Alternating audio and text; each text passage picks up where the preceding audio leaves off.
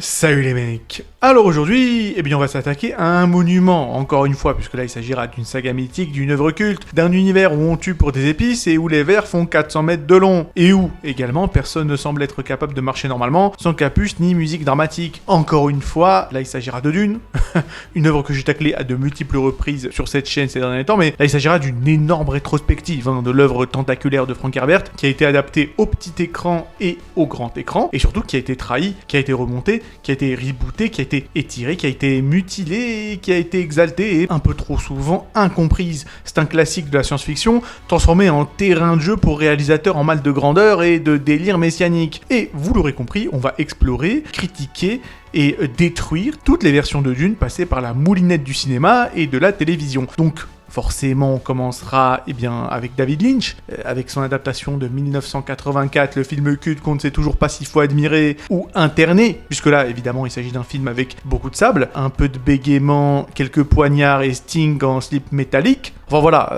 c'était Dune à l'époque où les effets spéciaux étaient faits avec de la peinture et des hallucinations. On passera juste après aux séries Dune, Children of Dune et tout ça, sorties au début des années 2000, qui sont donc des mini-séries avec James McAvoy, à l'époque où il n'y avait pas encore 32 personnalités différentes, et à l'époque aussi où les effets spéciaux étaient dignes d'un écran de chargement de Windows XP. Mais bon, ces mini-séries, même si elles étaient relativement mal filmées, transpiraient d'un certain respect pour l'univers de Frank Herbert, évidemment. Frank Herbert, l'auteur de Dune, et il y a quand même pas mal de moments assez profonds, de belles séquences, en tout cas des séquences que 90% des blockbusters modernes sont à l'heure d'aujourd'hui incapables de reproduire. Bah écoutez, je sais pas, il y a quelque chose qui s'est perdu. Et après ça, on fera un petit arrêt sur Dune Prophétie, donc la série de 2024, une espèce de préquel qui essaie de raconter l'origine des Bene Gesserit, mais qui, on va être honnête, va surtout tenter de caser des intrigues politiques et des révélations chocs sans le moindre budget. En tout cas, pas pour les vers des sables, c'est sûr. Et on finira avec les deux gros morceaux qui resteront donc de Denis Villeneuve, évidemment, les deux films Dune, partie 1 et partie 2, puisque voilà, au moment où la vidéo est enregistrée, la partie 3 n'est pas encore sortie. Et pour ceux qui l'ont pas vu, voilà, je pense que les deux films de Villeneuve sont parfaits si vous aimez regarder des gens fixer l'horizon en silence. Parce que si la fresque est visuellement magnifique et très ambitieuse, elle est surtout remplie de silences lourds, de personnages muets et de phrases chuchotées comme si le script avait peur de faire trop de bruit. Enfin voilà, de toutes les manières, écoutez, on est là pour un certain temps, parce que là il s'agit d'une épopée cinématographique de 40 ans, entre vision de génie, plantage industriel, gros sabots et petits miracles. Très très petits miracles, parce que là, je vous le dis, il n'y a pas grand chose à retirer des adaptations de Dune, je le crains. Et surtout, on va se poser la même question 5 à 6 fois de suite dans cette vidéo. Est-ce que quelqu'un un jour réussira à adapter Dune sans l'édulcorer, sans l'écrabouiller ou sans l'arracher à ses racines? Spoiler, ce sera pas demain. Mais en attendant, on va tout revoir, on va tout démonter et on va tout analyser. Alors sans plus attendre, c'est parti. Alors, comme je l'ai promis il y a quelques minutes de cela, on va revenir en 1984 avec le Dune de David Lynch, qui est donc un cauchemar baroque qui en a traumatisé plus d'un. Voilà, moi le premier. Parce qu'à l'époque, Dune, c'était déjà un monument de la science-fiction littéraire. Ça a d'ailleurs inspiré Star Wars et bien d'autres sagas de science-fiction. C'était un bouquin réputé inadaptable. D'ailleurs, réputation qui à l'heure d'aujourd'hui, je pense, n'a toujours pas été remise en question. Et en tout cas, et pourtant en 84, David Lynch, petit prodige du cinéma artsy, il a tenté l'impossible. Et oui. Et le résultat, c'est que le film, il sera renié plus tard par David Lynch lui-même, au point d'en faire retirer son nom des versions longues. Et pourtant, malgré son statut de film sacrifié, remonté à la hache en studio, le Dune de Lynch s'est forgé une petite légende avec les années. C'est un ovni cinématographique, kitsch, un peu nanar, baroque, grotesque parfois, mais qui quand même ne manque pas de charme, on va le dire. Bon, l'histoire est toujours la même, un conflit de pouvoir entre deux grandes maisons, donc les Atréides, et les Harkonnen sur la planète désertique légendaire Arrakis, seule source de l'épice, donc cette drogue cosmique qui permet la préscience et le voyage spatial. Et au milieu de tout ça, on a Paul, héritier du duc Leto, futur messie des Fremen et souffre-douleur du montage final. Désolé pour David Lynch. Parce que 137 minutes pour adapter un livre de 600 pages, spoiler, ça va pas rentrer. Lynch doit faire tenir la politique, la religion, l'économie, les rêves, la mythologie, la guerre sainte et les vers géants en 2h17. Ça va être complexe. Et au final, ça a été complexe. Le film ressemble plus à un résumé illustré qu'à une vraie adaptation. Il y a beaucoup de narration en voix off, il y a pas mal de scènes qui s'enchaînent peut-être un peu trop vite, et des personnages sacrifiés à l'appel. Si on prend Chani, par exemple, elle devient un espèce de trophée qu'on pose là comme une fleur. Le Sandwalk n'est même pas dans le film et la plupart des scènes essentielles sont dévaborées, mais visuellement c'est du pur Lynch. Et quand ça fonctionne à fond. On parle quand même du papa de Twin Peaks, t'inquiète pas qu'avec une caméra, le mec peut te faire ce qu'il veut. Et clairement, on est en plein dans le trip onirique, dérangeant et bizarroïde dans ce film-là, quelque chose que Lynch manie extrêmement bien. Entre montage de visions hallucinées, décors grotesques, lumière crade, baroque et bruitage organique, on dirait du Shakespeare, sauf qu'il a peut-être pris un peu trop d'acide et qu'il a décidé de faire de la science-fiction. En gros, voilà, si je devais être un peu méchant, c'est un peu une production de théâtre romain perdue dans l'espace. Et c'est plus ou moins ça. Et niveau casting, c'est improbable, mais c'est pas forcément inintéressant. Déjà, on a Mike Malaklan, qui joue donc Paul Atreides un peu en jeune premier. Et il était à l'époque pas encore possédé par l'esprit de Twin Peaks. D'ailleurs, il ne s'était pas encore fait cuck dans la série Sex in the City. Donc voilà, on a un Kyle MacLachlan relativement pur, en comparaison à ce qu'il attend dans sa carrière. Mais pourquoi pas, ça va bien Paul Atreides. Il y a Patrick Stewart avec un mulet incroyable, effectivement. Voilà, le chauve le plus légendaire du cinéma n'est maintenant plus chauve. Écoutez, je pense que ça vaut le coup de regarder ce film rien que pour ça. Il y a Max von Sydow, Sean Phillips, Brad Dourif, voilà, tous ces mentats sous méthamphétamine. Et il y a Sting, littéralement en slip métallique, qui suinte la sueur et qui suinte le mal. C'est du théâtre grandiloquent avec un soupçon de gêne, mais parfois ça peut toucher juste, sait-on jamais. Et la musique, il y a Toto à la composition. Et oui, les mecs de Africa, incroyable. Et un thème original signé par Brian Eno. Donc voilà, le film est bizarre, jusque dans sa bande originale, mais ça participe à son identité, voilà, je ne sais pas comment qualifier cette identité, mais elle est présente. Enfin voilà, vous l'aurez compris, le Dune de Lynch est un paradoxe. C'est une adaptation ratée, ça c'est certain, mais c'est un film étrange, unique, fascinant à sa façon, avec des moments de pur génie visuel, une espèce de délire baroque sous épices qui a traumatisé les puristes, mais qui a planté quelques graines pour l'avenir. Des graines qui pousseront de façon bizarre, voilà, dans Dune et dans Children of Dune, plus ou moins 20 ans plus tard. Parce que avant Villeneuve, donc avant que ça ne parte en couille totale, avant les trailers en ralenti et les verts en 4K, il y a eu la télé. Et oui, les petits zoomers, pour ceux qui ont moins de 20 ans. Parce qu'il y avait la télé, et plus précisément la chaîne Sci-Fi Channel, qui au tout début des années 2000 a tenté un pari complètement fou. Adapter Dune à petit budget, mais avec le texte en main. Et contre toute attente, ça fonctionne plutôt pas si mal que ça. Parce que déjà, Dune sorti en 2000, c'est 3 épisodes, c'est une réalisation sobre, c'est un budget inexistant. Je pense que clairement il y a plus de budget sur cette chaîne YouTube que sur cette série, mais l'adaptation est finalement beaucoup plus proche du roman que le film de Lynch.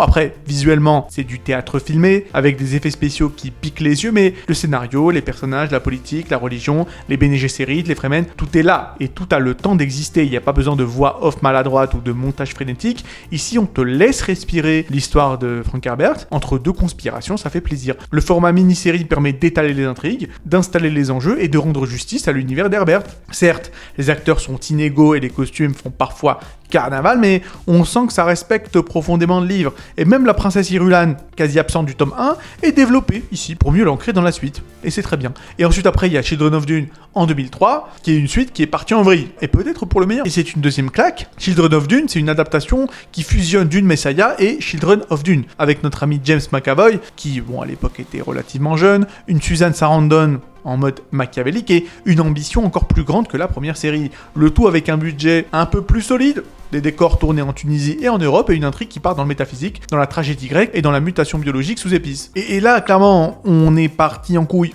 Parce que Paul perd la vue, abandonne le pouvoir, sa sœur Alia bascule dans la folie, ses enfants fuient dans le désert, son fils Leto II commence à se transformer en ver géant pour guider l'humanité sur la voie dorée. Enfin voilà, on croirait la good ending du jeu là, Look Outside.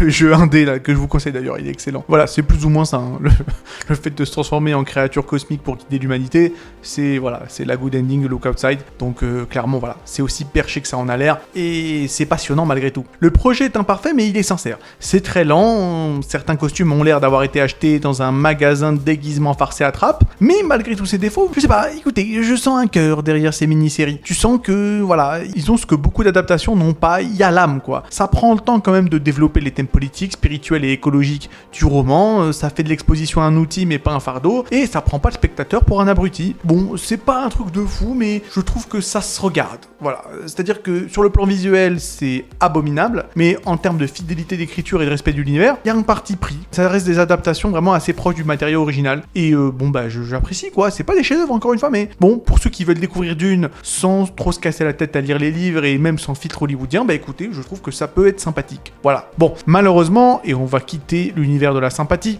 pas tant que ça après tout, parce que la série est sympa, mais on va quand même remonter 20 ans encore une fois dans le futur pour parler de Dune Prophétie, qui est donc un Game of Thrones du désert, d'autant plus que c'est HBO qui a mis de l'argent sur la table, et écoutez, c'est une série qui existe, parce qu'après les années 2000 et leur fond vert vaillant, on saute donc 2 décennies pour atterrir en plein boom de l'univers Dune, puisque il y a quand même les 2 films de Villeneuve qui sont au sommet du box-office, la hype est interstellaire, les fans parlent enfin de Bantad sans passer pour des fous, et dans cette frénésie, HBO décide de dégainer son spin-off télé, donc un préquel centré sur les BNG séries, donc le truc le plus cryptique et le plus inquiétant de l'univers. Et le résultat, c'est Dune Prophétie. 6 épisodes, une ambiance mystique, la sororité politique intergalactique, et à peu près autant de buzz qu'un verre de sable en pleine sieste. Tout le monde s'en est battu les couilles de cette série. Après, elle est pas si mauvaise que ça. Bon, les acteurs sont solides, on a Mark Strong et Emily Watson, Travis Fimmel, la production est léchée, l'univers est élargi, mais le grand public a totalement zappé son existence. Et pourquoi ? On va en parler. Parce que même une bonne série peut s'effondrer si personne sait que ça existe, ou s'il est trop enfermé dans son univers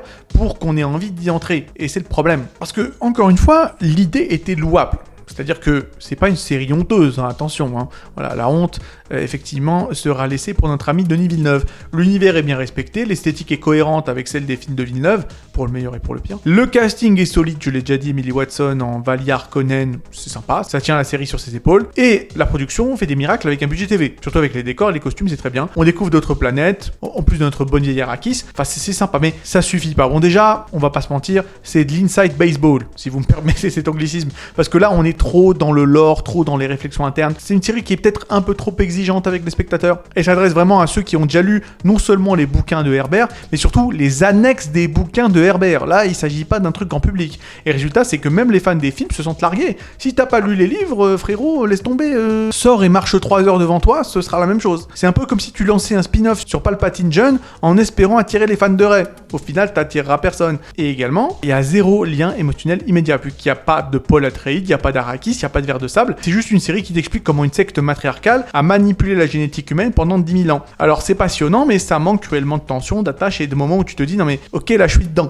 Sauf que t'es jamais dedans. Et le rythme somnole. Il y a 6 épisodes seulement, mais le tempo est digne d'un rituel de BNG série sous calmant. Beaucoup de dialogues posés, peu de moments forts. Et quand l'intrigue commence à chauffer, la saison s'arrête. Et je pense que c'est une erreur de stratégie. C'est-à-dire que Dune Prophétie a été marketée à l'arrache. Sortie discrète, bande-annonce timide, pas d'explication claire du pitch ni des enjeux. Tout misé sur le mot Dune dans le titre pour attirer les spectateurs. Sauf que le public n'a pas suivi, parce que rien ne leur donnait une vraie raison de rester. Le potentiel était là, mais il a été mal exploité. Et c'est dommage. Encore une fois, c'est plutôt courageux comme projet, je dirais, mais c'est peut-être un peu trop élitiste. Même moi, je me suis senti un peu largué. La série aurait dû élargir l'univers, et c'était effectivement le but voulu, mais au final, tout ce que la série a réussi à faire, c'est de le cloisonner davantage. Il y a un véritable effort de construction d'univers, de world building, mais malheureusement, ils ont oublié d'inviter le spectateur au cœur du monde. Après, si t'es un hardcore fan de Frank Herbert, en principe, la série devrait te parler. Mais si t'es juste un spectateur lambda qui a kiffé les films, tu vas probablement décrocher au bout de 2 épisodes. Je vous le dis,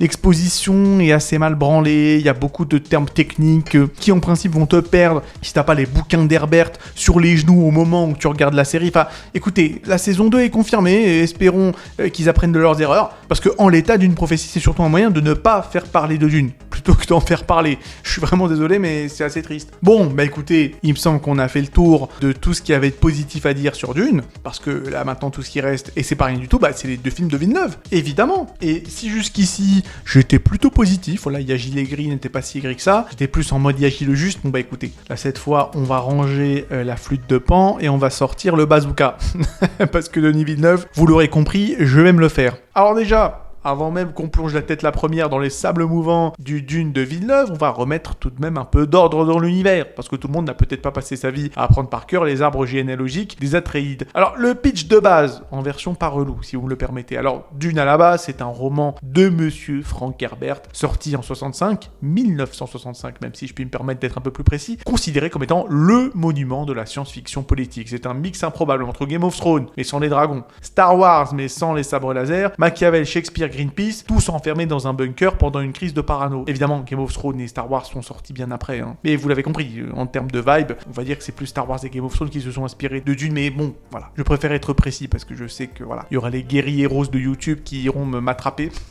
Mais bref. Et le pitch, qu'on va résumer jusqu'à l'os, ça se passe dans un empire galactique ultra hiérarchisé, et ça se passe aussi sur la planète Arrakis, aussi appelée Dune, hein, qui est la seule source d'une substance hyper précieuse, l'épice, qui permet de voyager dans l'espace, de triper mystiquement, de prolonger la vie. Bref, c'est de la cocaïne cosmique, vous l'aurez saisi. Et Paul Atreides, fils d'un duc noble et peut-être un peu trop vertueux, se retrouve embarqué malgré lui dans une guerre de pouvoir, de religion, de manipulation génétique, de prophéties trafiquées et de vengeance tribale. Le tout avec des vers de sable géants qui roulent à 130 km/h sous la surface. Et justement, dans les bouquins, ça part très vite en vrille mystique. Paul devient une sorte de messie manipulateur, les rebondissements politiques sont plus tordus qu'une réunion du Sénat romain, et le tout devient une réflexion hallucinée sur le destin, la causalité, le fanatisme, l'écologie, le pouvoir et la dégénérescence impériale. Enfin, c'est dense, c'est brillant, et c'est pas vraiment adaptable en 2 heures chrono. Après, bon, il y en a d'autres effectivement qui s'y sont collés, en tout cas qui ont essayé de s'y coller au niveau adaptation, et bon, spoiler, ça a toujours été le bordel. Bon, bien évidemment, en 84, David Lynch a tenté l'impossible. Voilà, on parle quand même du roi des rêves sous LSD, Monsieur Twin Peaks, qui a sorti sa version de Dune en 1984. Et bon, voilà, l'expérience est étrange, l'expérience est mal montée, l'expérience est également incompréhensible, mais il y avait la vision, la fameuse vision, hein, comme un peu la fameuse passion. Ça s'écrit avec un S de moins, et même si ça sentait la coupe budgétaire et le studio en panique, bon, il y avait quand même des personnages qui existaient vraiment. Il y a un empereur, une guilde, des mentats, des intrigues, il y a même du monologue intérieur chuchoté parce qu'on est là pour s'offrir en stéréo. Enfin, c'est un film malade, et non pas un film de malade, hélas, mais qui voulait quand même adapter le fond et pas juste le fond d'écran. Et dans les années 2000, il y a la chaîne Sci-Fi,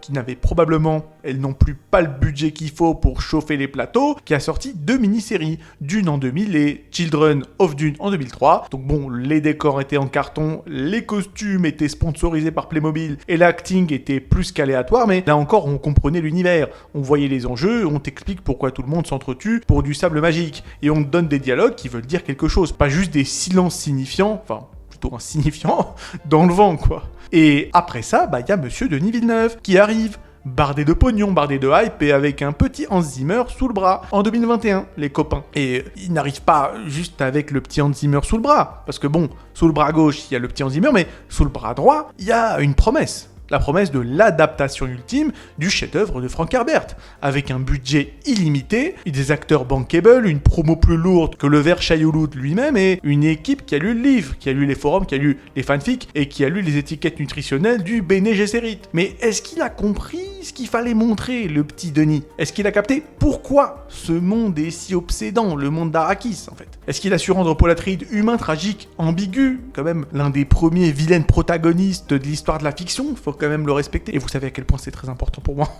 Ce trope, c'est mon trope préféré, hein. Le héros qui devient méchant. Bon, voilà, pour moi, Paul Atreides, faut le respecter à un minimum. Mais malheureusement, voilà. Apparemment, vilaine protagoniste pour Denis Villeneuve, c'est juste être chiant comme un mardi sans caféine. Bon, voilà. De toutes les manières, j'ai même pas besoin de vous spoiler ce que je pense du film. Voilà, vous avez des yeux, vous avez lu le titre de la vidéo. Bon, maintenant qu'on a mis le pitch de côté, on va commencer par le centre du tableau, par la cerise sur le crumble, par le héros supposé de cette saga galactique, donc Paul Atreides, ou plutôt Paul je boude donc je suis, version Timothée Chalamet bien évidemment. Cocorico mon petit Timothée, un personnage aussi vibrant qu'une boîte de thon laissée ouverte au soleil. Non mais vraiment, c'est à croire que Villeneuve a dit à Chalamet, écoute tu vas me faire un mélange de mannequin Zara, de moine en pleine crise de foi et d'ado qui vient de rater son bac français. Et il l'a fait, le petit Timothée, mais vraiment à la perfection. Parce que dans les bouquins, Paul Atreides, c'est un gamin brillant, calculateur, plein de doutes, mais qui comprend très vite le poids de son héritage. C'est un gamin qui sent que son destin va le broyer, un destin d'ailleurs qu'il n'a pas choisi, mais qui se dresse quand même face à l'univers. Sauf que chez Villeneuve, Paul passe 2h30 à faire la gueule, genre mannequin en malnutrition perdu au milieu d'un shooting dans le désert. Il subit l'intrigue comme un stagiaire subit un briefing RH et surtout il n'évolue pas. Voilà, pas de character development pour l'ami Timothée. Il ne passe jamais d'humain à Messi. Après vous allez me dire oui mais ce n'est que le premier film. Vous inquiétez pas, on parlera aussi du second film dans une autre vidéo. En tout cas là, il n'y a pas de développement, il n'y a même pas un début de développement évidemment et que je voulais pas qu'il devienne ce que Paul est censé devenir au tome 4 ou 5. Là-dessus on est d'accord, mais il faudrait quand même qu'il passe de je suis triste à je suis peut-être un peu moins triste. Mais non, à la fin du film c'est juste qu'il est triste, mais maintenant il a un couteau.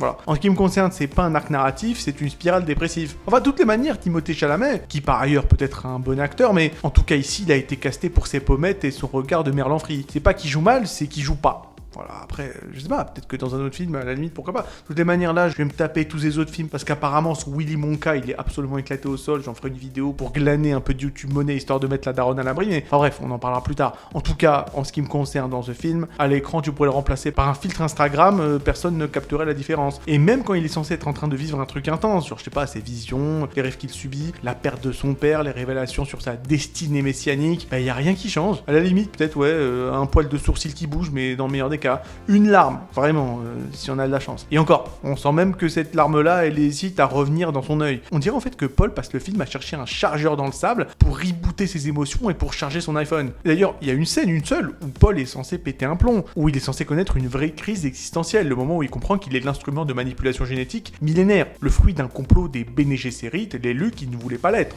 vu que les Bene Gesserit ont mis sa mère, donc Jessica Atreides, dans le lit de son père, Leto Atreides, parce qu'ils savaient que de leur union naîtrait effectivement l'élu. Mais le problème de cette scène, c'est que Villeneuve nous sert une espèce de scène de sitcom sous Doliprane où Paul fait un petit caprice du genre « Non mais je veux pas aller chez mamie ce week-end ». Voilà, c'est tout quoi. Il hurle, il tape dans la tente, on dirait un gosse qu'on a privé de dessert. C'est pas une scène de bascule, c'est un épisode dépressif d'un gamin d'1 an et demi. Après vous me direz « Non mais c'est normal, Paul est censé être un adolescent paumé au début de la saga Dune ». Alors non, en tout cas pas uniquement, et c'est ça le problème. Paul n'est jamais juste qu'une victime passive de son destin, en fait. Il a la croisée des chemins entre le messianisme, le colonialisme, la prédiction et le libre arbitre. Il est tout en même temps, il doute, il évolue, et il devient justement la chose même qu'il redoutait, en fait. Sauf que là, il plante, c'est une plante verte. On te vend un Jedi du désert et tu te retrouves avec un influenceur Instagram coincé dans une tempête de sable. Et je vous le dis, et je le répéterai souvent dans cette vidéo, mais lenteur ne veut pas dire profondeur. Parce que bien sûr, on va me dire non, mais c'est une approche plus réaliste, plus introspective, ou encore pire, le fameux t'as pas compris.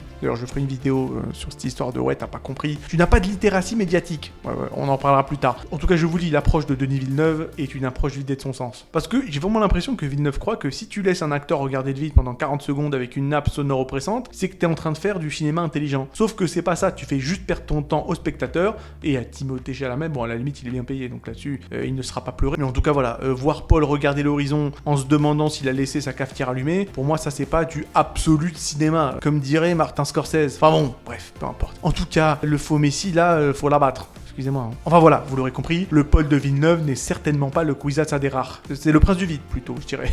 C'est un enfant du destin qui n'a pas d'âme, une coquille vide avec une belle garde-robe. Et c'est tragique, parce que si tu rates Paul dans Dune, c'est que t'as raté Dune. Hein. Tu rates la montée du messianisme, tu rates l'ambiguïté du personnage, et en fait, tu rates même le cœur de Dune. Et on n'est qu'au début de la vidéo, donc je vous le dis, ça va faire mal. Parce que là, on a parlé du fils, et maintenant, va falloir malheureusement parler de la mère. Parce que si on vient d'enterrer Paul dans les dunes de son propre ennui, c'est pas pour autant qu'on va ranger notre pelle, parce qu'ils vont encore enterrer beaucoup de monde, en commençant par Jessica, la Bene Gesserit qui sur le papier est censée être la femme la plus flippante et la plus stratégiquement redoutable de tout l'univers connu de Dune. Et dans le Dune de Villeneuve, voilà, elle passe 80% du film à chialer, à halter et à regarder Paul comme s'il venait de péter dans la tente. Et autant te dire que on est loin de la sorcière génétique badass promise par le roman. Parce que dans le bouquin, Jessica c'est une âme vivante, elle est formée à manipuler les esprits, à détecter le mensonge dans un soupir, capable de tuer avec un seul mot si elle le prononce juste comme il faut. C'est une maîtresse Bene Gesserit, une sorte de croisement entre un espion du KGB, une prêtresse vaudou et un cerveau de tacticienne militaire.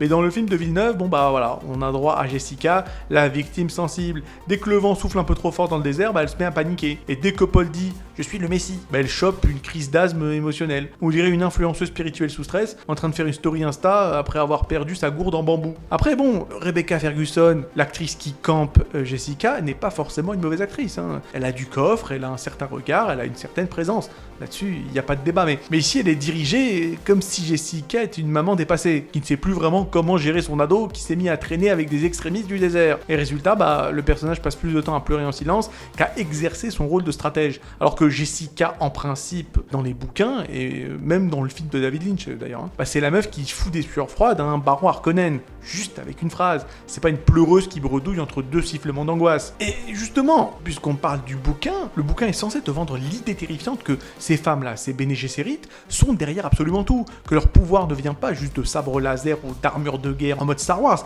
mais de la manipulation totale de la génétique, de la politique et des religions. Ce sont des araignées dans l'ombre en fait, des machines à calcul humain déguisées en mère, en concubine ou en épouse. Et là dans le film, c'est juste du mystico-mystique, c'est-à-dire qu'on te montre quelques poses de yoga dans la brume, 2-3 gros plans de non-gothiques qui marmonnent du latin démoniaque et basta. Voilà. Il n'y a rien sur leur stratégie, rien sur leur pouvoir, rien sur leur peur à l'idée que Paul échappe à leur contrôle et à leur plan. Non. Le Bene Gesserit de Villeneuve, c'est pas une organisation matrimillénaire ultra flippante. C'est une secte chelou avec des voix bizarres et des capuches à trous. Comme si c'était les méchants dans Harry Potter 9, le retour des balais. Et la voix... Oh là là là.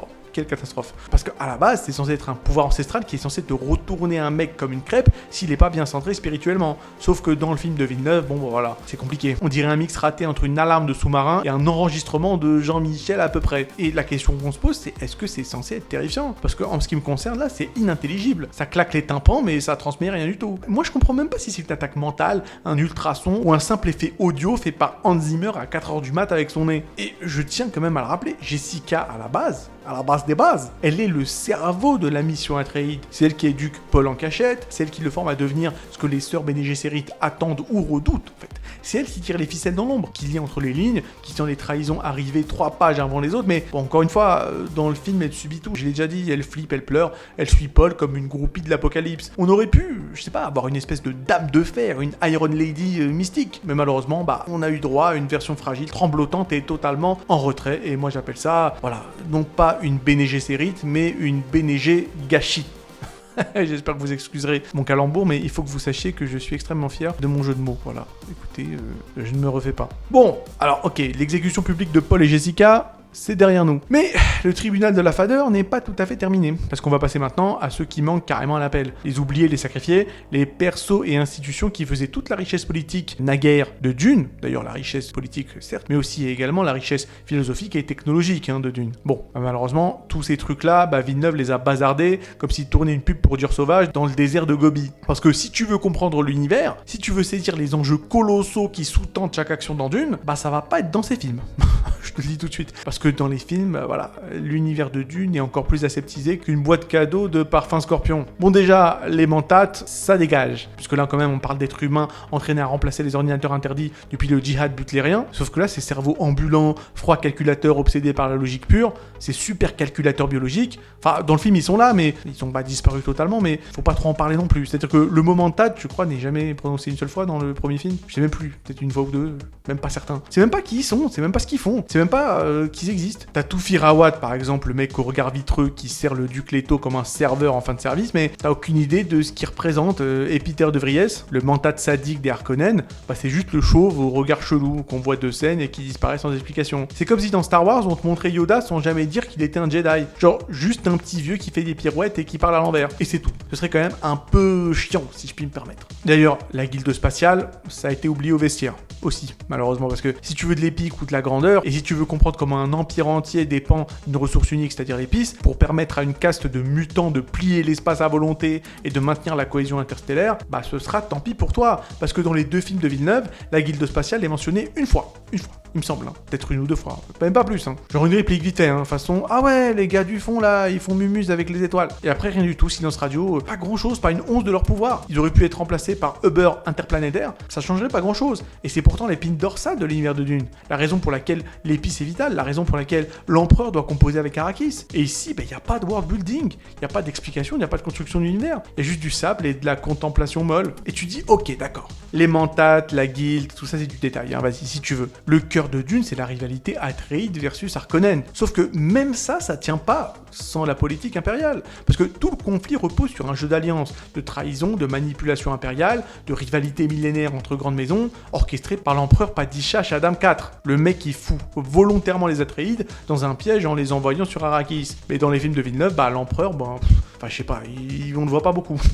Franchement, je veux dire, à ce stade, c'est un concept flou. Un nom murmuré, une légende urbaine. On dirait qu'il est en RTT pendant tout le film, planqué dans un palace en train de siroter des mojitos pendant que l'univers part en couille. Et le Lantrad, cette institution qui équilibre le pouvoir entre l'empereur et les maisons, ce parlement aristocratique qui menace constamment la stabilité du régime, il est absolument absent. Et voilà, on a plus de plans sur Zendaya dans les dunes qui tapent des pauses que d'explications sur la structure politique de l'Empire galactique. Et du coup, les persos secondaires, ce sont des décors qui parlent. Mais au moins, ils parlent. Parce que franchement, en principe, un monde riche, c'est des persos secondaires qui respirent, qui ont une fonction, une histoire, une présence, une caractérisation. Sauf que ici, tous les persos sont réduits à des figurants de luxe. Toufir, il lève les yeux, il dit 2 trucs et il dégage. Peter de Vries, il sert de décoration au baroir Harkonnen puis il disparaît. Stilgar, il entre, il sort, on sait même pas s'il a une personnalité autre que chef fatigué qui parle avec une voix grave, et Yue, le médecin qui trahit, bah ok, il avait un arc, mais dommage, on l'a coupé au montage. Et même les Sardaukar, censés être les troupes d'élite de l'empereur, ce sont des mecs qui hurlent en latin devant des tombes avant d'aller se faire massacrer en fonçant tête baissée comme dans un jeu PS2.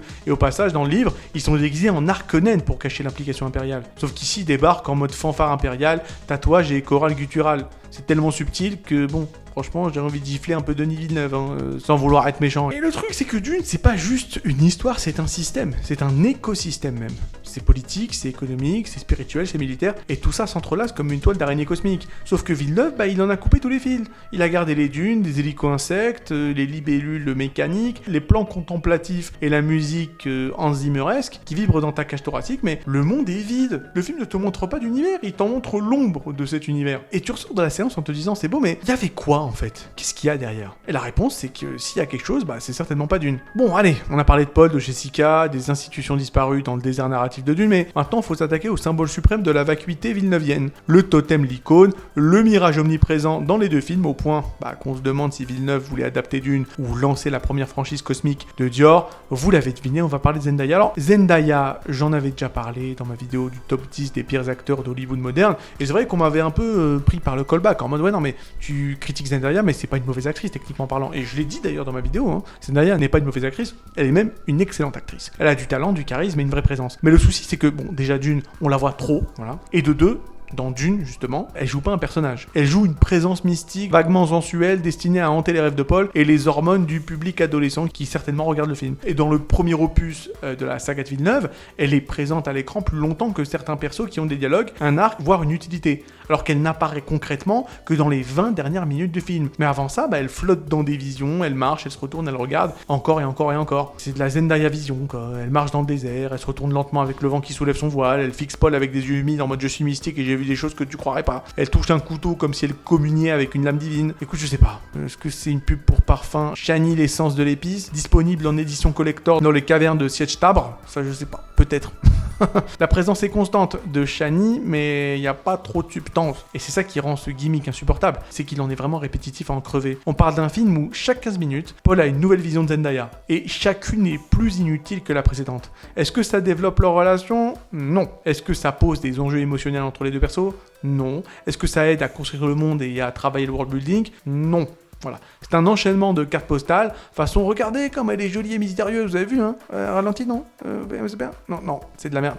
Voilà. En fait, c'est vraiment la technique du regarder là et t'as pas besoin de comprendre. Parce que normalement, dans un bon film, les visions ont une fonction narrative. Elles annoncent un basculement, elles perturbent la narration, quand même, elles soulèvent un questionnement chez le héros et donc chez le spectateur. Mais dans Dune, elles sont juste là pour te remplir le temps d'écran. Et surtout, éviter de raconter quelque chose d'un peu trop complexe. Enfin, tu sais, comme de l'intrigue politique, le rôle de la guilde, les motivations de l'empereur, les tensions ethno-religieuses entre Fremen et colons. Mais non, ça c'est juste pour les gros geeks, pour les gros nerds de chiens. Toi, tout ce que tu veux voir, c'est Zendaya au ralenti. T'inquiète pas, et tu vas en prendre pour 2 heures. Et là où c'est le plus malhonnête, c'est que toute la promo du premier film te vendait Zendaya comme une héroïne centrale. Avec les affiches, les bandes annonces, les interviews, tout laissait croire qu'on allait suivre un duo, que Chani allait avoir, un rôle fort, presque égal à Paul. Sauf que le résultat, c'est un rôle de figurante mystique dans des rêves en sépia. L'impact narratif est inexistant, c'est-à-dire le personnage dans la réalité du film, en tout cas dans la réalité de 90% du film, n'existe même pas encore. C'est littéralement du teasing dans un film. C'est quand même un truc de fou. C'est une bande-annonce d'un personnage dans le film où il est censé apparaître. Et Villeneuve s'est dit, écoute, je vais couper la moitié des intrigues, je vais supprimer la guilde, je vais virer le Landsraad, mais au moins les gens pourront voir Zendaya regarder l'horizon. Et ça, c'est absolu cinéma. Écoute, pourquoi pas. C'est con parce qu'il y a beaucoup de temps perdu, mon petit Denis. Et ce temps perdu aurait pu servir à tout le monde, quand même. Parce qu'on me dit, oui, non, mais c'est normal, Paul a tes visions, c'est dans le livre. Oui, non, mais dans le livre, les visions de Paul servent à explorer l'angoisse du déterminisme. Et vous savez à quel point le déterminisme génétique et le déterminisme en général, c'est un thème que j'apprécie beaucoup. Voilà. Et puis, c'est aussi pour explorer d'autres thèmes. La perte du libre arbitre et tout ça, quoi. Sauf qu'ici, c'est juste vision, clip stylé avec du sable. Et surtout, tout ce temps à la contempler, la belle Zendaya, on aurait pu l'utiliser pour expliquer qui est Stilgar, donner un rôle à Peter De Vries, montrer l'envers du plan des Bene Gesserit, construire l'univers, donner de la chair au personnage de Paul Atreides, faire avancer l'histoire, mais non. On va regarder Zendaya faire du eye contact dans le désert avec Hans Zimmer qui klaxonne comme un con pendant 8 minutes d'affilée. Franchement, super, merci beaucoup. Enfin voilà, le problème de Zendaya, enfin de Shani, peu importe, dans ce film, dans ce premier opus, c'est que c'est un concept, voilà, c'est éthéré, c'est un prétexte visuel, c'est une illusion, voilà, c'est une odeur. Et c'est tragique parce que Shani dans les bouquins, bah, c'est bien plus que ça. Elle est forte, résistante et complexe. Sauf que là, bon bah, c'est une pub de parfum avec budget limité. C'est con. Et le pire, c'est que dans le deuxième film, elle fait quasiment la même chose, de toutes les manières, encore une fois. On en parlera plus tard. Si la vidéo marche bien, je critiquerai également le second opus. Et vous m'aurez compris, voilà, je n'ai pas forcément été convaincu. Bon allez, l'enterrement du film est loin d'être terminé parce que, bon, on a beau avoir mis quelques coups de pelle sur le crâne de Paul, Jessica, la politique et Zendaya, mais il reste encore les méchants parce que Dune à la base, c'est pas juste le bien contre le mal, façon Star Wars. Et oui, c'est bien plus sale, bien plus gris, bien plus cynique, c'est ce qui me plaît. Personnellement, vous savez. J'aime bien quand c'est pas manichéen, quand c'est un monde gris, où il n'y a pas de gentil, il n'y a pas de méchant. Parce que dans Dune, c'est quand même une histoire de trahison institutionnelle, de jeu d'intérêt, de manipulation par l'empereur lui-même, et surtout, bah évidemment, si on parle de méchants, on va parler des Harkonnen et des Sardaukar. Deux forces brutales, deux menaces qui planent comme un poison sur l'univers, deux opportunités d'imposer une grosse tension dans ton film de con de Denis Villeneuve. C'est quand même, bon, un truc intéressant. Deux occasions que malheureusement le petit Denis a transformé en cosplay gothico-industriel extrêmement cru. Alors déjà, les Harkonnen, bon, on est passé à la base de décadence à caricature. Parce qu'encore une fois, dans le roman, c'est une famille de sociopathes politiques, aussi cruels que stratèges, mais il y a le côté stratège. Bon, parce que malheureusement, dans le film de Villeneuve, il y a que du cruel. Voilà, c'est juste des gros méchants. Parce que même si, effectivement, le baron Vladimir est un tyran grotesque, calculateur dégueulasse dans tous les sens du terme, un ogre pervers obsédé par le pouvoir, la domination et l'humiliation, là-dessus, c'est vrai que c'est très manichéen, mais en même temps, c'est aussi un cerveau. C'est un manipulateur et c'est un génie politique corrompu. Sauf que chez Villeneuve, on a juste un croisement entre Marlon Brando dans Apocalypse Now et un tofu albinos géant qui flotte dans une piscine d'huile. Le baron ne parle quasiment pas, il ne manigance rien à l'écran, il n'a pas l'air stratège ni menaçant, c'est juste un gros porc silencieux. Il a même plus la démesure dérangeante, il y a même plus l'intelligence tordue, c'est juste un type flasque. Mou, qui grogne dans le noir en balançant des phrases qui ont pas plus de 3 mots. En mode ouais, kill them all, bring him, ou je sais pas quoi. C'est un méchant monosyllabique, monolithique, qui n'a rien à proposer. Et le mentat des Harkonnen, Peter, qui est censé donc être le cerveau logique de l'histoire, l'équivalent des ténèbres de Tufirawat, parce que c'est un maniaque du calcul, un drogué à la Sappho, un détraqué brillant, sauf qu'encore une fois dans le film de Villeneuve, c'est un chauve, encore une fois, au fond de la pièce, qui fait coucou 2 fois dans le film et qui meurt hors écran. Voilà. Et le moment tat, encore une fois, n'est même pas prononcé. Je tiens quand même à le rappeler. Tu sais pas ce qu'il fait, tu sais pas ce qu'il est. Tu pourrais le confondre avec un figurant de chez Mad Max et ça changerait rien à la compréhension du récit. Voilà, c'est un personnage qui a été réduit à un décor vivant avec un front proéminent. C'est tout. Et Rabban Harkonnen, voilà, encore une fois, c'est un peu le fil rouge de mon analyse des Harkonnen dans le film de Villeneuve, c'est que en réalité, ils sont beaucoup plus crétins qu'ils ne sont brutaux. Parce que là, il s'agit donc du neveu du baron qui est là présenté comme un énorme idiot. Parce que dans le livre, encore une fois, c'est un tyran sadique et violent qui saigne la planète en attendant que le peuple réclame un sauveur, donc Paul. Sauf qu'ici, c'est un mix entre un videur de boîte frustré de Berlin et un boucher en stage d'observation. Il fait 3 grimaces, il crie un peu, puis il disparaît. Il n'y a pas de vraie cruauté ni de domination, il n'y a pas de politique. C'est ça, en fait, le souci. Et les Sardaukar, non mais attends, c'est un massacre. C'est un massacre. Parce qu'à la base, ces Sardaukar, ce sont les soldats d'élite de l'empereur. Des fanatiques formés sur Salusa Secundus, une planète prison infernale où seuls les plus brutaux survivent. Ce sont des troupes redoutées dans toute la galaxie. C'est le mythe, c'est l'épouvante. Sauf que dans Dune, voilà, le Dune de Villeneuve évidemment, enfin voilà, tu les vois faire un rituel tribal façon chorale de black metal dans de la boue sacrée, accompagné de voix gutturales qui feraient rougir des behemoths de Final Fantasy. Et là tu te dis ok, ils vont être effrayants, mais quand ils débarquent sur Arrakis, en uniforme Sardaukar quand même, avec le logo, le style et la chorégraphie qui vont avec, bah ça n'a aucun sens. Parce que en principe, ils sont censés être déguisés en Harkonnen pour camoufler l'implication de l'empereur. Sauf que Villeneuve s'en fout. Il veut qu'on les voit comme des Sardaukar dès le début. Et donc toute la subtilité du complot est réduite à une opération militaire bourrine avec tambour et fumigène. Et je tiens à le rappeler, les Sardaukar devraient être une menace absolue, une terreur silencieuse. Bah, sauf qu'ici ils tombent comme des mouches dès qu'un Fremen débarque avec un couteau. Même Jason Momoa fait le ménage tout seul, dans un couloir comme s'il jouait à Doom Eternal. En fait, ils ont tellement de peu de présence que, je sais pas, on dirait des PNJ de luxe avec des skins payants, quoi. La peur c'est zéro, la pression c'est nul et la tension est juste effacée, quoi. Et encore une fois, Dune à la base, c'est une saga où l'ambiguïté est censée régner, c'est-à-dire qu'il n'y a personne de tout à fait bon ou de tout à fait mauvais. C'est une histoire qui est censée offrir, un terrain fertile pour des antagonistes intelligents, manipulateurs, inhumains dans leur logique, mais qui sont quand même intéressants. Sauf qu'ici, on a juste un neveu barbare qui grogne et marmonne dans sa barbe qui n'existe pas, et un Peter qui passe en fond d'écran. Encore une fois, même chose des Sardaukar qui font des claquettes dans la boue avant de crever comme des stagiaires de la Légion étrangère. Vraiment, quoi, c'est terrible. C'est terrible. Visuellement, ils sont iconiques, mais sauf que Villeneuve a visiblement oublié de leur donner une cervelle, une motivation et une dynamique. C'est compliqué. Écoutez, voilà, je vais arrêter avec les méchants parce que là, je vais commencer à tout casser chez moi. Donc, parlons un peu du point de bascule du film, c'est-à-dire l'attaque d'Arrakeen, la trahison, voilà. Et surtout du fait que Denis a réussi à rater une scène mythique avec 200 millions de dollars au compteur et un seau de sable. Parce que là, vous l'aurez compris, on va parler du moment où la maison Atréide, cette noble lignée, s'effondre dans une pluie de feu orchestrée par l'empereur lui-même, allié aux Harkonnen et aux Sardaukar. Et c'est un moment de tension qui est vraiment démente dans le roman. C'est un piège, c'est une mise à mort, c'est une humiliation politique camouflée en opération militaire. C'est un peu censé être le Red Wedding de l'espace. Évidemment, le Red Wedding écrit 40 ans plus tôt, mais le Red Wedding quand même. Une trahison orchestrée comme une symphonie tragique. Sauf que dans le film, c'est une séquence molle, décousue, confuse, au rythme d'un escargot blessé, saupoudré de lumière bleue et de bruitage un peu trop enragé. Enfin voilà, de bruitage enragé. De klaxon quoi, voilà, bon merci. Hans Zimmer, au risque de l'oublier, t'inquiète pas, il klaxonne toujours dans sa Clio pour pas que t'oublies que c'est lui qui est derrière l'OST, hein.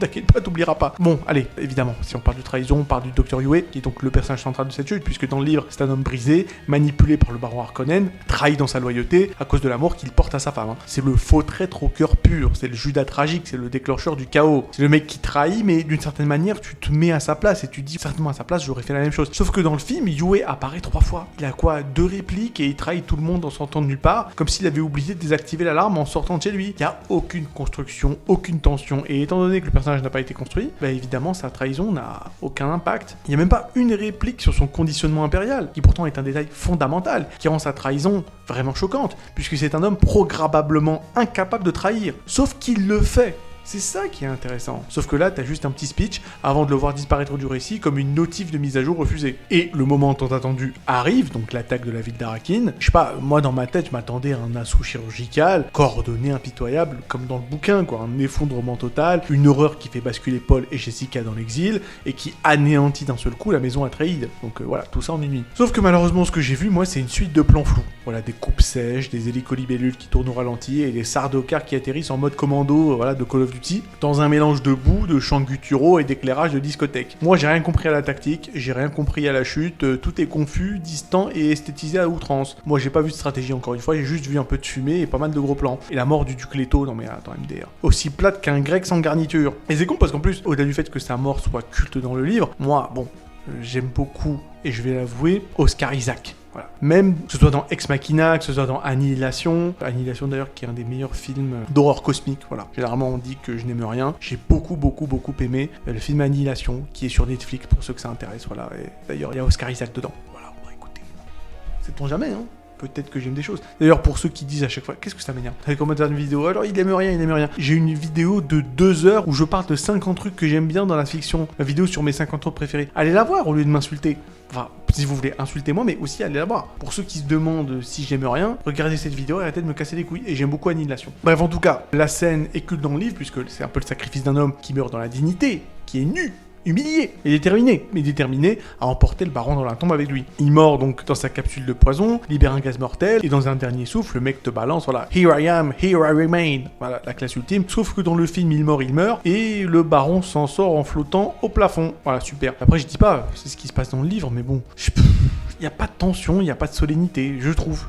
J'ai l'impression que la mort du duc, c'est un peu un paix flatulent de scénario. C'est un paix de gaz toxique dans une pièce trop vide pour que ça ait un sens. Écoutez, je sais pas, j'ai rien ressenti. Et à côté de ça, il y a la fuite de Paul et Jessica, et normalement c'est tendu, stressant, puisqu'ils sont seuls traqués sans ressources. Sauf que bon, là, ils sont attachés dans un hélico, et Jessica qui utilise la voix, qui pour dire au pilote de se foutre en l'air. What? Encore une fois, ça c'est pas dans le livre, il me semble. Paul qui pilote l'ornithoptère comme s'il sortait du simulateur de pilotage d'ornithoptère. Franchement, c'est juste des checkpoints scénaristiques passés comme dans un jeu en mode facile. En tout cas, moi, j'ai pas ressenti l'effondrement, le poids de la perte ou même le basculement du destin. Tu regardes juste des personnages sauter d'un point A à un point B avec Hans Zimmer, voilà, qui klaxonne en arrière-plan pour combler l'absence de dramaturgie. Et il y a aucune prise de conscience durant cette séquence. Parce qu'en principe, il y a une confrontation tragique entre Yue et Leto, comme dans le roman. Mais non, il n'y a rien du tout. C'est une scène de transition, il n'y a pas de dialogue fort, il n'y a pas de confrontation d'idées ou de confrontation d'idéaux. C'est pas une tragédie, c'est juste une page Wikipédia qui a été mal lue. Et en ce qui me concerne, c'est le coup d'état cinématographique le plus soporifique de l'histoire du cinéma. Je vous le dis. L'attaque d'Arrakeen à la base, c'est un choc dans le bouquin, c'est un coup de masse, un massacre digne de la chute de Troie, un pivot narratif qui redéfinit absolument tout, qui rebat les cartes. C'est quand même l'instant où Dune est censé basculer dans la guerre, dans l'errance et dans le mythe, sauf que là, c'est un enchaînement de séquences froides, lisses et cliniques. Et pour être tout à fait honnête avec vous, moi, quand j'ai vu cette scène, j'ai arrêté le film. Je l'avais pas vu au cinéma, je l'ai vu chez moi. Et la première fois que j'ai vu cette séquence, je me suis arrêté là. Je suis arrêté là, et je n'ai vu la suite que, je crois, quelques semaines plus tard. C'est pour vous dire à quel point je suis vraiment dégoûté. Ce que je vous dis est vrai, ça m'a tellement deck, parce que j'attendais cette scène avec vraiment impatience. Dans le livre, ça m'avait marqué. Quand je l'ai vu dans le film, et jusque-là, franchement, j'avais encore l'esprit ouvert. Je me disais, bon, vas-y, Denis, allez, Denis, voilà, s'il te plaît. Ne rate pas ça. Juste ne rate pas ça et je te pardonnerai toutes tes errances. Et là, franchement, il a botché la séquence. Il l'a botché. Voilà. Et à partir de là, je me dis, voilà, casse-toi, je m'arrête. Bon, après, j'ai continué parce que, bon, il faut continuer, évidemment qu'il faut continuer. Mais, c'est terrible. C'est terrible. C'est juste un enchaînement de séquences froides, lisses et cliniques, quoi. La mise en scène est là, les moyens sont là, mais l'émotion, le souffle épique, le chaos organisé, c'est parti en vacances avec les mentats. Bon, s'il y a bien un truc dont on n'a pas encore parlé, c'est bien les Fremen. Bon, bah, faut en parler. Parce que à la base, encore une fois dans le bouquin, c'est censé être un peuple mystique. Sauf que là, c'est juste des mecs qui font du jogging dans le désert entre Ikaki. Parce que bon, la maison Atreides est en ruine, Yue est aux abonnés absents, le baron flotte toujours en slip au plafond, et maintenant on arrive aux Fremen, voilà. Le peuple du désert, les natifs d'Arrakis, les survivants, les maîtres cachés, les futurs fidèles du Muad'Dib, les vrais héros de l'histoire. Et Villeneuve, qu'est-ce qu'il en fait? Voilà. Bon, super. Des mecs qui font du jogging et qui sortent des rochers comme s'ils attendaient un Uber dans les grottes. Super. Trop bien. Parce qu'encore une fois, à la base, les Fremen dans Dune originale de Frank Herbert, pas juste des mecs dans le sable. Ce sont des guerriers redoutables élevés dans un écosystème extrêmement hostile. Ils maîtrisent la survie dans le désert comme personne. Ils connaissent chaque souffle du vent, chaque vibration du sol. Ils vivent dans des sièges secrets, parlent leur propre langue, suivent un code d'honneur ancestral. Ils sont à la fois mystiques, religieux, militaires et stratèges politiquement parlant. Sauf que dans le film, encore une fois, voilà, on te donne une poignée de mecs silencieux qui font des entrées dramatiques dans des crevasses rocheuses, qui parlent en monosyllabes et qui disparaissent aussitôt après. C'est une espèce de secte de survivalistes muets, quoi. Franchement, Stilgar par exemple, parlons de Stilgar, parce que c'est censé être un des personnages les plus imposants et respectés de la saga. C'est un chef, c'est un meneur, c'est un homme de principe. C'est le mentor potentiel de Paul, en tout cas au début de la saga. Il a du charisme, une certaine sagesse, une certaine prestance. Et par exemple dans sa scène d'introduction, il débarque dans la salle, il crache par terre, il balance 2-3 phrases, puis il se barre comme un type qui a raté son bus. Il n'y a pas de construction de personnage. On pourrait croire qu'il est juste là pour une journée de figuration et qu'il a été payé en bouteille d'eau, quoi. Et je tiens quand même à le rappeler, les Fremen, c'est le cœur de l'intrigue. Tout est censé reposer sur eux. L'ascension de Paul, le djihad, la prophétie, la guerre, la transformation d'Arrakis. Sauf qu'ici, ils sont accessoires. C'est juste un prétexte exotique. C'est des silhouettes encapuchonnées qui regardent Paul comme s'il sortait d'un spa galactique. T'apprends rien sur leur culture, ou très peu, quoi. On te dit à un moment donné que, ouais, bah, tu vois, ils marchent bizarrement pour éviter de réveiller les vers dans le sable, quoi. Mais tu comprends pas leur rite, tu vis jamais leur quotidien. Tu vois pas la tension entre leurs croyances et la manipulation orchestrée par les Bene Gesserit. On aurait pu avoir un choc de civilisation, quand même. Sauf que tout ce qu'on a eu, c'est un shooting Zara dans des dunes, quoi. Et la scène du duel avec Jamis, oh là là là, c'est vraiment un moment clé, sa beauté. Parce que dans le roman, encore une fois, c'est une scène charnière. Paul tue un homme pour la première fois, il comprend que les visions sont réelles, il entre chez les Fremen et il devient quelqu'un. Sauf que là, bon, voilà, chez Villeneuve, c'est filmé comme un ralenti d'entraînement d'arts martiaux. Y a pas de tension, pas de rythme. Voilà, Paul fait la gueule, y a Jamis qui grogne et au final, bon voilà, t'as juste l'impression d'avoir assisté à un cours de self-défense plutôt qu'à un rituel tribal initiatique. Parce que je vous le dis, en termes de lore, les Fremen, c'est pas de la gnognotte, quoi. Par exemple, voilà, un détail parmi tant d'autres, je voulais voir les Fremen parler de Shakobza, comprendre leur code, leurs croyances, leur lien avec le désert et les vers. Je veux qu'on m'explique pourquoi il voit Paul comme un messie, avant même de savoir qui il est. Sauf qu'on n'a pas le temps dans le film de Villeneuve. Zendaya, apparemment, devait encore se retourner au ralenti. C'est vraiment quel gâchis, quoi, quel gâchis. Un peuple mythique et mystique qui a été réduit à un groupe de PNJ mystico-branchés, quoi. Parce que les Fremen, encore une fois, c'est la matrice du récit. Ce sont eux qui transforment Paul, ce sont eux qui façonnent la guerre à venir, ce sont eux qui portent l'âme de Dune. Et Villeneuve, bah, il les a transformés en silhouettes muettes, vaguement spirituelles, vaguement menaçantes, vaguement utiles, mais jamais vivantes, quoi. Parce qu'en vrai, au moment où effectivement Paul les rejoint, tout ce que je vois, c'est juste, ouais, Paul a gagné +1 en stade de prophétie. Shani est maintenant un perso jouable dans son équipe. On se croirait dans un jeu vidéo. Quand même, à la base, c'est un peuple qui est censé écraser un peu le spectateur et même Paul par sa force, quoi. L'envoûter par sa foi et le terrifier par son intelligence. Sauf que là, il n'y a pas trop ça. D'ailleurs, bon, reparlons de Paul, puisque là, il s'agit plus de Paul, il s'agit de Paul Muad'Dib, messie galactique, ou plutôt sociopathe au ralenti. Parce que Paul chez les Fremen, c'est un mec qui a tué, c'est un mec qui a survécu. Il a traversé le désert, il a marché dans ses visions, il a regardé Zendaya avec la concentration d'un étudiant qui qui essaie de comprendre un texte de Spinoza sous kétamine, enfin le mec est censé être prêt, il va devenir le Muad'Dib, le leader quoi, le point de rupture entre l'humain et le mythe. Sauf que non, voilà, dans le Dune de Villeneuve, Paul ne devient rien. Il reste là en mode, je sais pas si je suis prêt, mais vas-y, je vais le faire quand même, enfin je crois. Voilà, c'est donc le messie le plus hésitant de toute l'histoire du messianisme. Parce que d'habitude dans les récits messianiques, il y a une tension dramatique entre le fardeau du destin du héros et l'acceptation de son rôle. Et chez Herbert justement, Paul sent venir la tragédie. Il voit le djihad, il sait qu'il va provoquer des millions de morts, il en a peur, il veut l'éviter, il tente de l'éviter, mais il comprend qu'il peut pas l'éviter. Et c'est à ce moment qu'il devient un monstre nécessaire. Et bon voilà, protagoniste Journey to Villain, et Yaginaliz est content. Sauf que chez Villeneuve, voilà, Paul regarde l'horizon, il voit 2-3 scènes de guerre dans le futur, fait un regard mouillé et dire je suppose que j'ai pas le choix. Voilà, c'est Patrick l'étoile de mer, quoi. En gros, super. Le mec passe de stagiaire de l'univers à gourou tribal comme s'il avait juste coché une case sur LinkedIn, quoi. C'est pathétique. Parce que, je tiens à le dire, les visions de Paul dans le livre sont censées montrer la guerre sainte à venir, la montée du fanatisme, les temples érigés en son nom, les planètes en feu, et le mec voit ça, il est censé avoir peur de ça, et finalement se rendre compte qu'il a pas le choix et qu'il doit y aller tout de même. Voilà. Malheureusement, toutes ces visions qui sont extrêmement intéressantes et qui posent des questions profondes sur la causalité, le libre arbitre et tout ça, c'est juste transformé en clip pseudo-mystique villeneuvian avec Paul qui fait du parcours en tenue blanche et les Fremen qui sautent comme des ninjas dans le désert. Il n'y a pas un mot sur la portée politique de ces visions, pas une seconde sur les conflits moraux, non, juste des scènes de baston au ralenti façon Power Ranger en mode de Burning Man, quoi. Voilà, c'est de la merde. Et normalement à ce moment-là, Paul devient inquiétant, charismatique mais ambigu moralement parlant. C'est-à-dire qu'il est piégé dans sa propre légende, manipulé par les mythes Bene Gesserit, porté par un peuple qui le vénère, mais sans comprendre que le monstre est déjà en marche. Sauf qu'ici, encore une fois, il n'y a pas de nuance. Paul accepte tout, il ne doute plus, il devient le Muad'Dib parce que c'est écrit dans le script. Voilà. Tu sens pas la cassure intérieure, tu sens pas l'effroi. Et vraiment, c'est ça le problème avec les Dunes de Villeneuve, c'est qu'il n'y a pas vraiment de développement de personnage. Tu sens que le mec, ça l'intéresse pas tant que ça. En fait, ce qu'il veut, c'est juste filmer des beaux plans, quoi. Il veut juste montrer l'univers visuellement parlant. Il y a vraiment certains moments où, pendant des minutes et des minutes et des minutes et des minutes, il n'y a pas une seule ligne de dialogue. Parce que là, depuis quasiment une heure, là, je pense, je suis en train de parler et tout, je suis en train de donner plein d'arguments, mais en vrai, il n'y a pas trop d'arguments à dire pour expliquer pourquoi le Dune de Villeneuve est vraiment pas terrible.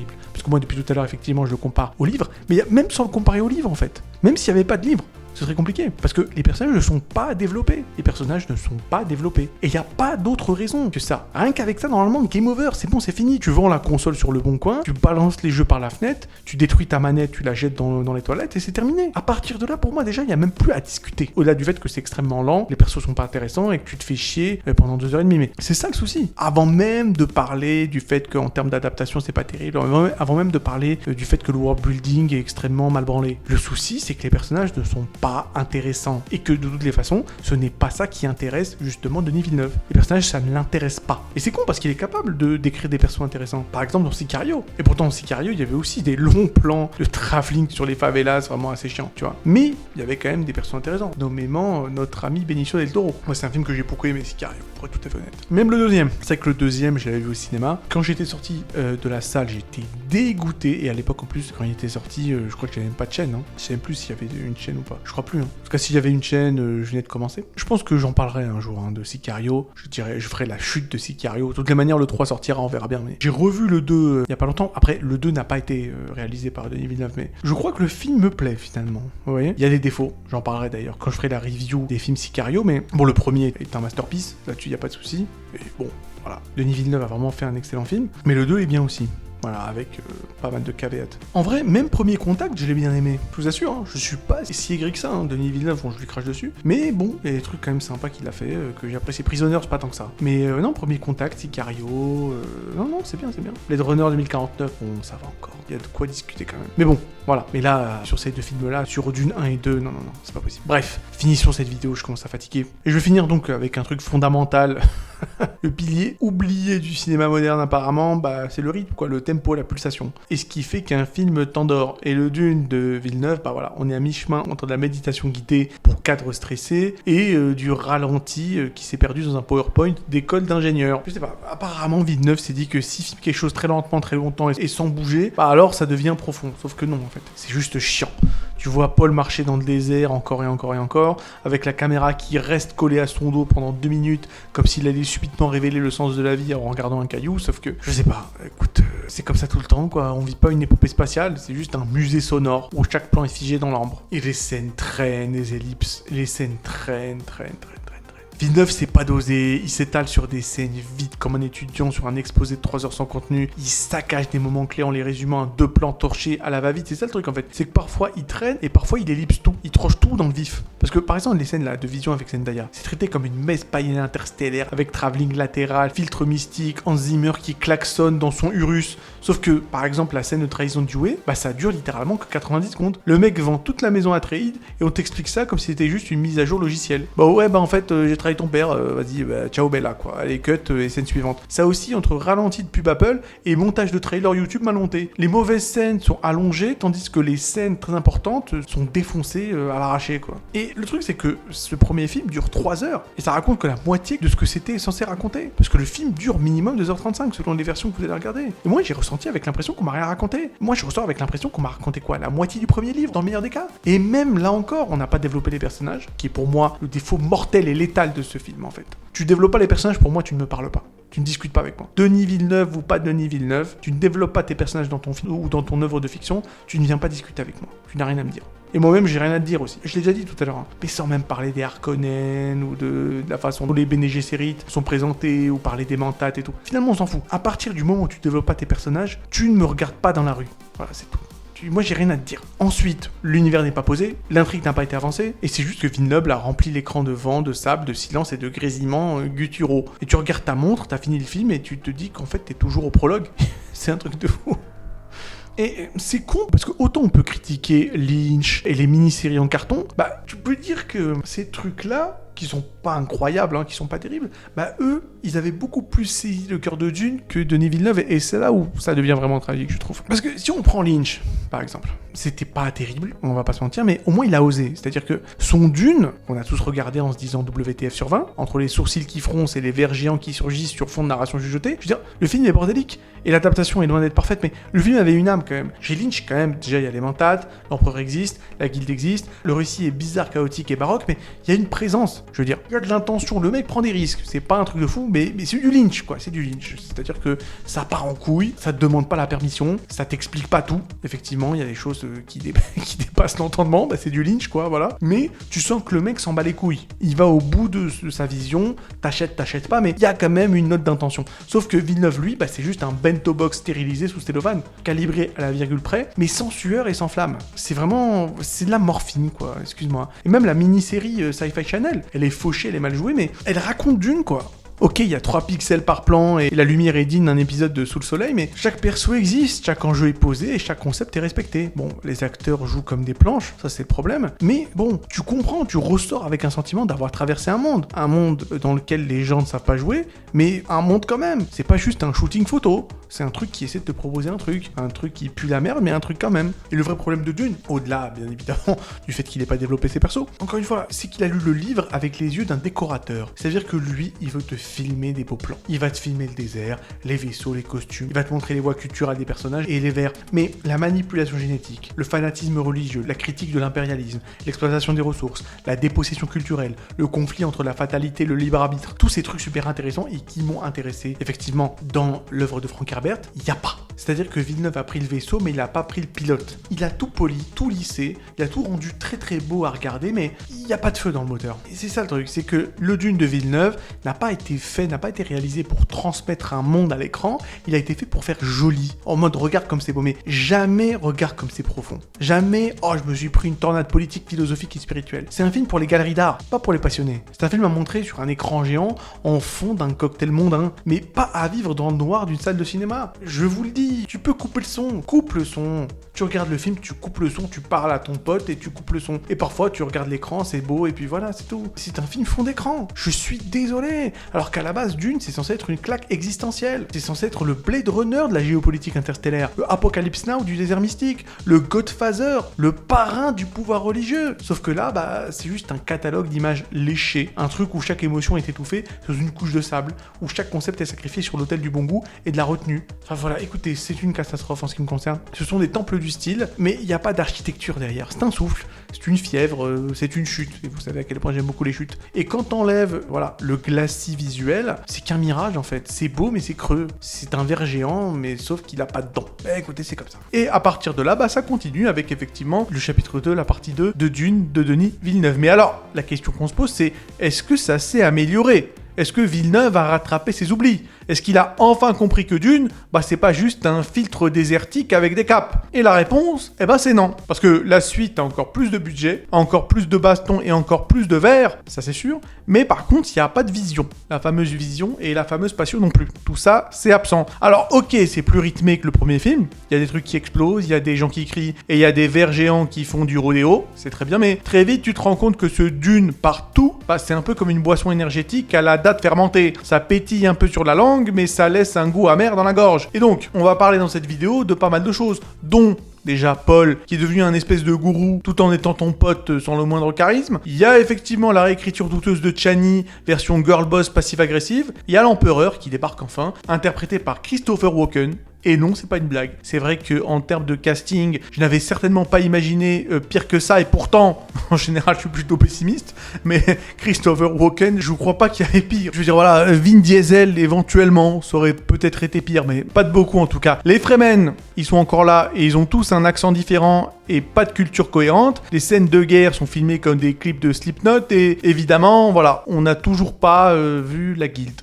C'est un peu chiant. Enfin, de toutes les manières, on va parler de tout ça avec l'intensité qu'il faut. La même intensité que Paul lorsqu'il découvre le concept de charisme, c'est-à-dire pas beaucoup. Alors sans plus attendre, c'est parti. Alors déjà, revenons sur Paul Atreides, parce qu'il est vrai que lors de ma première vidéo, qui a duré plus ou moins 3h30, pour détruire le premier Dune de Villeneuve, j'avais commencé, le premier chapitre de la vidéo avec Paul Atreides. Écoutez, on va pas changer une équipe qui ne gagne pas, puisqu'on va reparler de Paul. Puisque, en principe, on est censé assister à l'ascension d'une divinité humaine, d'une certaine manière. C'est littéralement tout l'enjeu de cette seconde partie, avec Paul qui devient le Lisan el Raib, celui que les Fremen attendaient depuis des siècles, le mec qui est censé fédérer les tribus, renverser l'Empire et foutre la table par terre, et accessoirement déclencher un massacre galactique. Donc a priori, c'est un arc narratif pas tout à fait neutre. Et pourtant à l'écran, on dirait juste un ado mal réveillé. Après, ça c'est une amélioration, Timothée Chalamet, le bon Timothée, a enfin arrêté de gémir dans sa tente. Mais bon, on va pas s'emballer trop non plus, je veux dire, il a juste troqué les crises existentielles pour un mutisme classe, en mode ouais, j'ai vu l'avenir et il est chiant.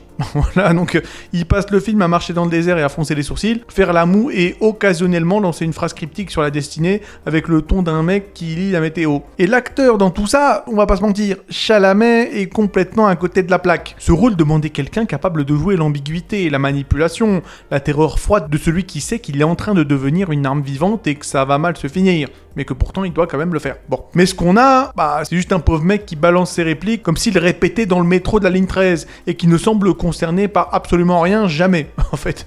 Même quand il doit rallier une armée, il le fait avec le charisme d'un contrôleur SNCF qui annonce un retard. Et la scène où il prend la parole devant les Fremen du Sud, je veux dire, la fameuse scène que tous les fans de l'œuvre de Frank Herbert attendaient depuis le premier film, voilà. Oui, ça va, ça passe. On va dire que c'est un peu la première fois en 2 films que le mec semble être un peu habité, mais le problème c'est que le reste du temps, non. Voilà, il est aussi habité qu'un Airbnb pendant la saison morte. C'est-à-dire que, vous l'aurez compris, c'était une blague, hein. Ça veut dire qu'il n'est pas habité, quoi.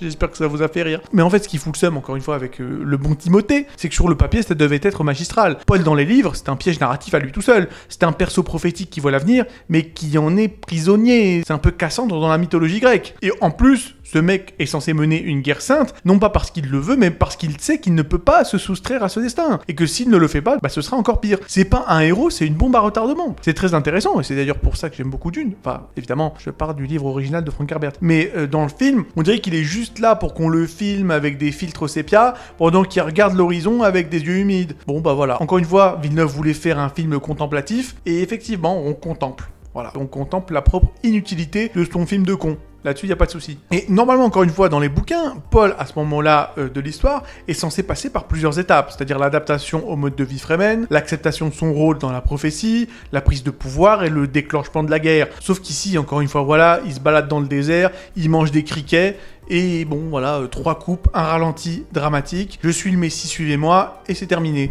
Il n'y a pas de développement, il est expédié, les doutes sont évaporés, le rapport à la guerre sainte à peine effleuré. Bon, en gros, la prod a dit, écoutez les gars, on s'en fout, le public veut juste que le mec monte sur un ver géant, voilà, il monte dessus et on enchaîne, on s'en bat les steaks. Et à côté, on efface tout ce qui rendait humain Paul Atreides à la base. Parce que ils auraient dû montrer un Paul déchiré, tiraillé, en train de lutter contre sa propre image divine. Mais non, on le déshumanise, mais sans le transcender. Et c'est pas le héros tragique qu'on aurait pu suivre avec fascination et horreur en même temps. C'est juste un mec paumé qui finit par, voilà, balancer un discours guerrier parce que c'est dans le script, et même le discours final, franchement, je sais pas, moi je sens plus d'émotion dans une alarme incendie. Et puis bon, la petite touche Villeneuve avec Chani, qui doute avec Chani, qui n'y croit pas, qui estime peut-être que Paul est un usurpateur, d'ailleurs ce qui au passage affaiblit encore plus Paul, hein, comme s'il en avait besoin. Et moi je vous pose la question, si sa meuf croit pas en lui, pourquoi moi je croirais en ce schlag en fait?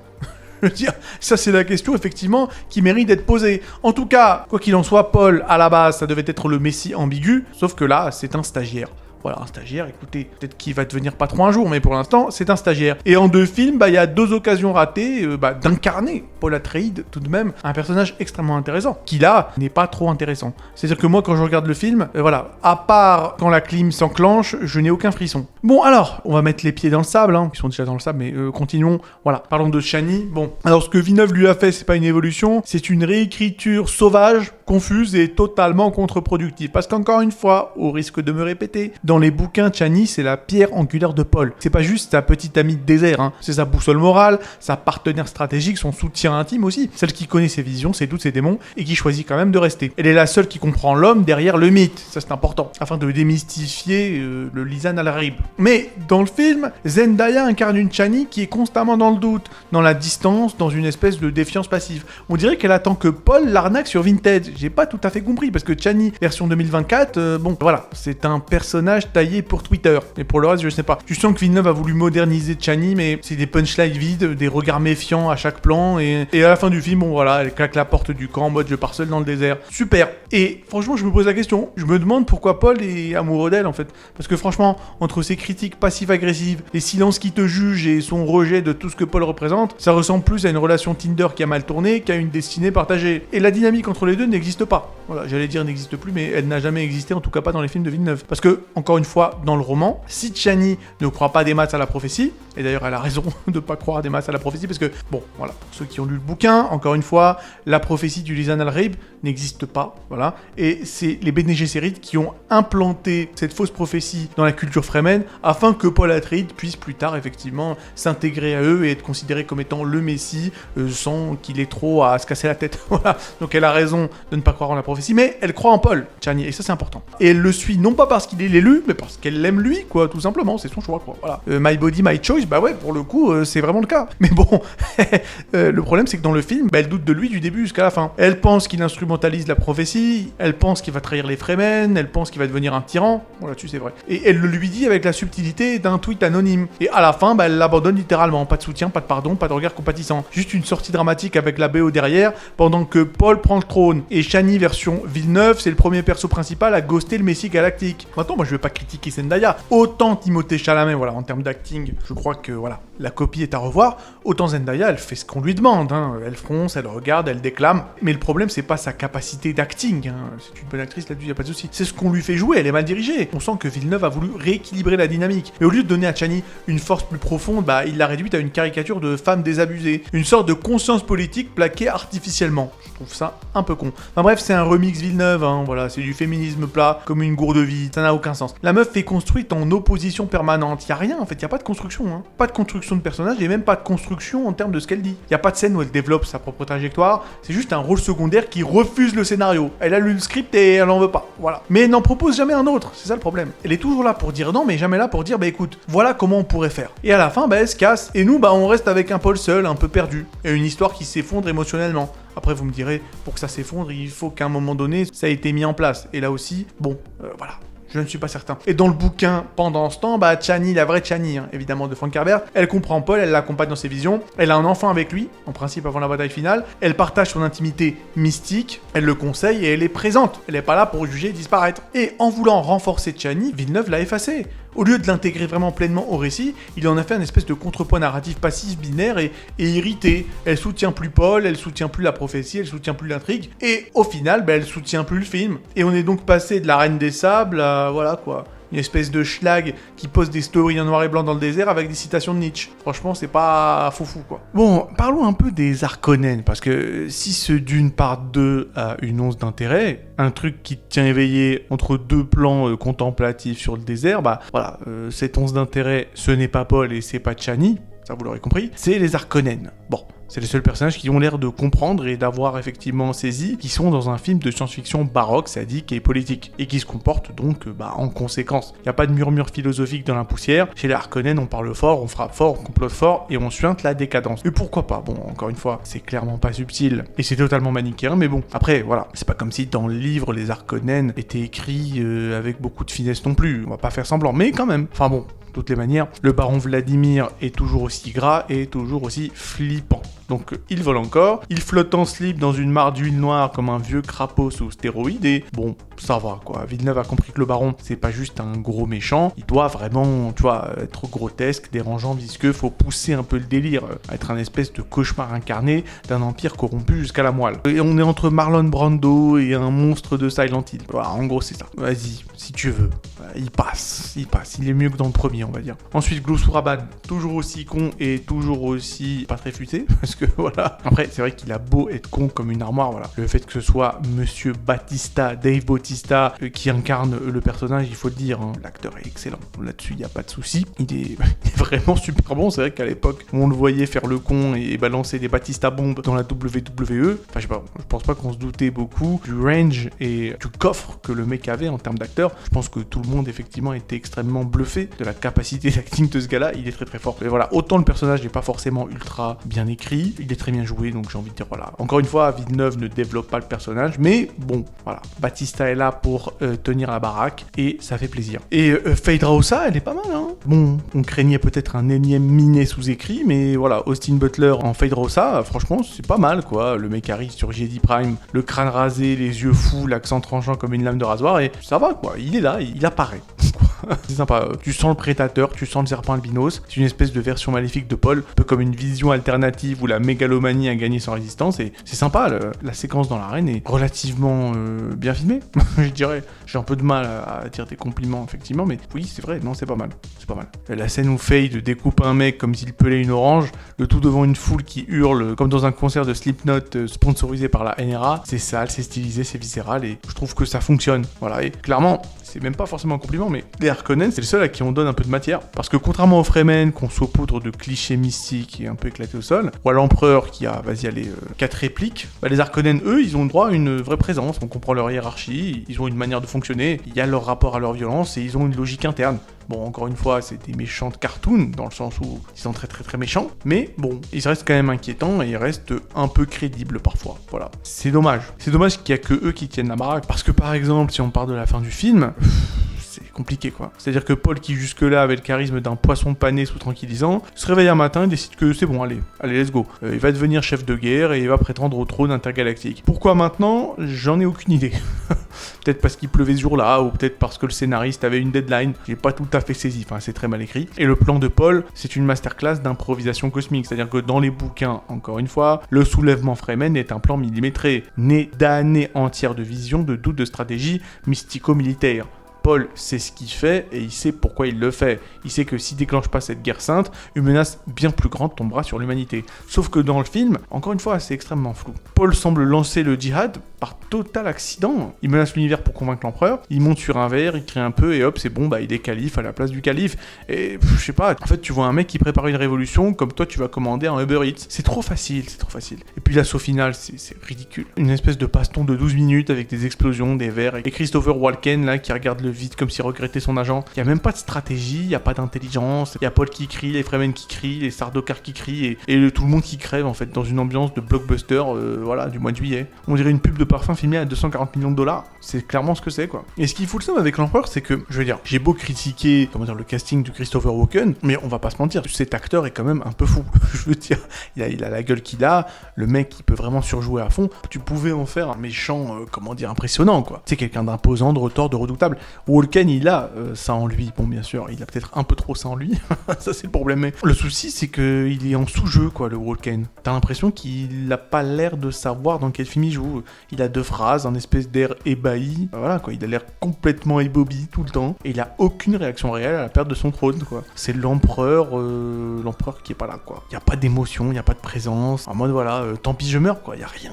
Franchement, le Dune de Villeneuve, c'est un ballon vide, quoi. Il y a rien, quoi. Il y a rien du tout. Et en plus, les enjeux politiques MDR. Et Villeneuve a évacué tous les rouages de l'univers de Dune pour se concentrer sur une guerre mystico-romantique qui ressemble encore une fois à de la merde au fond d'un bac à sable. Il n'y a pas de guilde, il n'y a pas de chum, il n'y a pas de grande maison, il n'y a rien du tout, Paul menace tout l'équilibre de l'univers, mais personne ne s'en soucie en fait. Pas un seul navigateur, pas un seul plan géopolitique, juste un duel avec Feyd-Rautha, histoire de dire ouais bah c'est bon, on a un climax. Encore une fois, le duel final entre Paul et Feyd, franchement, c'est même pas épique, c'est juste obligatoire quoi. C'est syndical, c'est le combat syndical. Hein. Voilà. Paul contre son espèce de double maléfique. De façon un peu symbolique. La confrontation finale entre 2 visions du pouvoir, et là encore, c'est torché quoi. Ça manque de tension, ça manque de douleur, ça manque d'enjeu, et t'as attendu 2 films pour ça, et on a droit à une espèce de duel chorégraphié, comme un combat de cosplay à la Japan Expo, quoi. À la base, dans les bouquins, je sais que, bon, je répète un peu beaucoup trop ça, mais bon, écoutez, c'est la vie. Paul menace de balancer des bombes atomiques sur des champs d'épices. Voilà, le geste est censé être radical, terrifiant et politique. Voilà, encore une fois, c'est un ultimatum réfléchi dans le livre, une menace lourde de conséquences. Mais dans le film, voilà, encore une fois, c'est balancé comme un caprice. Après, il est aussi possible que ce soit juste Timothée Chalamet qui n'est pas du tout crédible, mais en tout cas voilà, t'as l'impression que ouais, tu veux pas me donner le trône, bah boum, allez, plus de spice, et je suis vénère.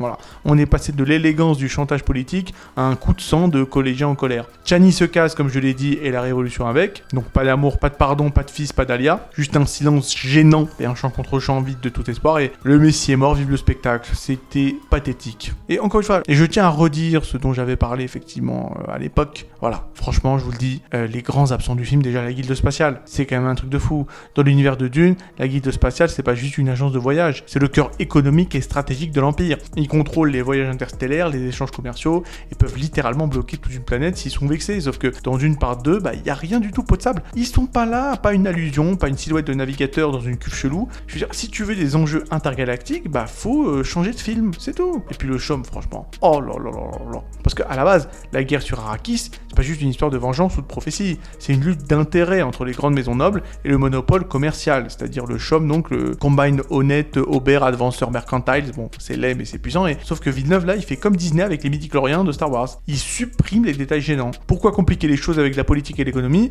quand on peut faire galoper Timothée Chalamet sur un ver géant au ralenti? Et Alia aussi, encore une fois, quelle honte. C'est même pas une omission, c'est une éradication narrative. Parce que Alia, à la base, qui est donc la fille de Jessica et la sœur de Paul, est censée être une enfant née déjà consciente, une espèce de futur cauchemar psychique, et elle n'existe même pas dans le film. Et le pire, c'est que dans les bouquins, c'est elle qui est censée tuer le baron Vladimir Harkonnen. C'est pas Paul qui le tue. Non, c'est une gamine possédée qui poignarde son grand-père en disant « Bonjour papy ». Et oui les amis, et l'impact est énorme, la symbolique est vertigineuse, et dans le film, voilà, bon, ça va être de la merde quoi, tout simplement. Leto 2 aussi, ce serait quand même sympa d'en parler, parce que à la base, dans les bouquins, Chani et Paul ont censé avoir un fils, c'est-à-dire Leto 2. Et c'est quand même le futur empereur de l'humanité, je veux dire, rien que ça. Sa naissance, sa mort, désolé spoiler, sa mort génétique, tout ça, ça donne du sens à la suite du cycle de Dune. Mais dans ce film, je sais même pas si Paul et Chani se sont smaqués, ne serait-ce qu'une seule fois. Alors l'enfant, évidemment que t'oublies. Et avec lui, tout l'héritage génétique, les visions, les choix tragiques à venir, foutus, évaporés dans le vent du désert. Et même les Fremen, on les a massacrés. C'est pas censé être une tribu homogène avec un accent mystique, et puis c'est tout quoi. C'est des familles, des lignées, des castes, des rites anciens. Stilgar, à la base, c'est l'oncle de Chani. Cain, c'est son parent. Jessica devient le révérende mère. C'est complexe, c'est imbriqué, c'est politique. Mais dans Dune part 2, voilà, les Fremen sont devenus des figurants génériques, qui parlent parfois en langue inventée, et qui suivent Paul, parce que bon, il a fait un saut stylé depuis une falaise, donc vas-y, on va le suivre. Les liens familiaux ont été supprimés, les traditions, elles ont été réduites à 2 lignes de dialogue. Ça fout un peu le seum, et puis au-delà de ça, la saga Dune, c'est pas juste un manuel de guerre, c'est une tragédie métaphysique, une réflexion sur le pouvoir, la religion, le déterminisme. En principe, Paul sait que sa victoire est une malédiction, je le dis depuis le début, mais il voit le futur est dégueulasse, il veut y échapper, mais c'est très bien que s'il y échappe, le futur sera encore pire. C'est ça le drame de Paul en fait, c'est que le gars, il sait que ça va partir en couille, et il peut pas se dérober au futur. C'est ça qui est intéressant en fait avec le personnage. Mais voilà, dans le film, t'as 2-3 visions ultra vagues, une goutte de larmes et un plan sur Timothée qui regarde le vide. Y a aucune lutte intérieure, aucune peur réelle. Oh là là, Seigneur, quoi. Vraiment, Denis. Denis, quoi. Tu peux pas me faire ça, Denis, quoi. Tu ne peux pas me faire ça, Denis. Mais c'est même pas fini, il y a aussi le plan des Bene Gesserit, sans déconner. À la base, c'est censé quand même être la matrice manipulatrice de l'univers. C'est elle qui planifie tout depuis des siècles. Et le plan, c'est de créer le Kwisatz Haderach, un être supraconscient capable de voir le passé, le futur, bon voilà. Je me demande si Isayama s'est pas un peu inspiré de Dune. Le problème, c'est que là, c'est réduit juste à Jessica qui fait un rituel chelou avec de la flotte dans une grotte et une révérende mère qui donne 2 consignes à l'empereur. C'est même pas un plan, c'est une newsletter. Enfin, de toutes les manières, on va s'arrêter là. Je commence à fatiguer. Même pas fatigué parce que j'ai sommeil, même si bon, c'est vrai un peu, mais c'est juste qu'en fait, voilà, Denis, tu me fatigues, quoi. Tu me fatigues, c'est pas une adaptation que tu nous as fait, c'est une sélection, une mise sous vide des bouquins, où le mec, il a juste gardé le sable, les vers, les silences et les jolis plans larges. C'est tout, le mec, il voulait juste filmer le désert du Sahara. Voilà, il voulait filmer un désert. C'est tout ce qu'il voulait. Frérot, c'est pas Dune, c'est dénué. C'est dénué de tout. Y a rien du tout, y a rien, mon frère. Quel gâchis, quoi. Et en plus, les mecs qui s'applaudissent derrière. Attention, Denis Villeneuve, le génie. On va s'arrêter là, je vais commencer à insulter des mères. Abonnez-vous pour encourager la chaîne, prenez soin de vous, et à la prochaine et likez la vidéo aussi, s'il vous plaît. Merci beaucoup.